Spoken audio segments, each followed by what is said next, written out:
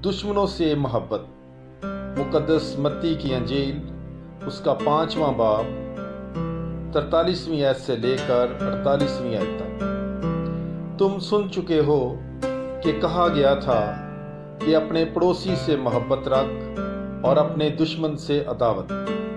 लेकिन मैं तुमसे ये कहता हूँ कि अपने दुश्मनों से मोहब्बत रखो और अपने सताने वालों के लिए दुआ करो, ताकि तुम अपने बाप के जो आसमान पर है बेटे ठहरो, क्योंकि वो अपने सूरज को बदों और नेकों दोनों पर चमकाता है और रास्तबाजों और नारास्तों दोनों पर मींह बरसाता है।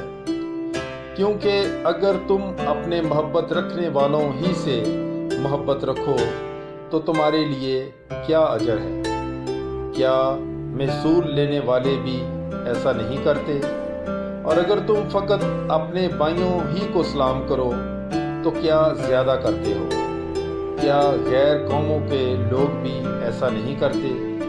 बस चाहिए कि तुम कामल हो जैसा तुम्हारा आसमानी बाप कामल है। आमीन। Bible is life. God bless you.